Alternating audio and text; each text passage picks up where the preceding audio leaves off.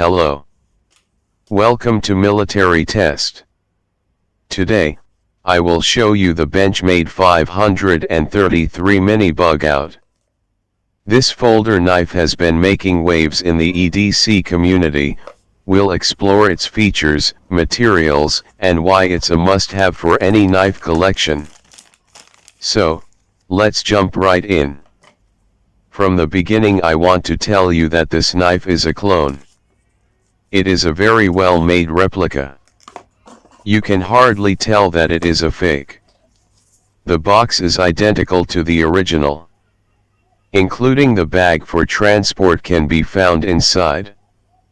The Benchmade 533 Mini Bugout is a compact powerhouse, measuring 16.4 centimeters in total length, with a 7 centimeters blade crafted from top-tier 𝗕𝗲𝘀 steel.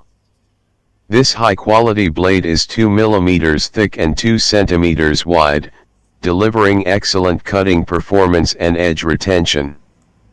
The handle, made from durable nylon wave fiber, is 9.6 cm long, 2.2 mm wide, and 10 mm thick, providing a comfortable and secure grip during any task. And with a mere 42 grams in weight, this knife is incredibly lightweight, making it a joy to carry every day. The 𝗕𝗲𝘀 steel is known for its outstanding edge retention and corrosion resistance, making it an excellent choice for everyday carry. The 7 cm blade strikes a perfect balance between utility and versatility, allowing you to tackle various cutting tasks with ease. Whether you need it for everyday use, outdoor adventures, or emergency situations, the Benchmade 533 Mini Bugout is up for the challenge. The ergonomic design of the Mini Bugout is one of its standout features.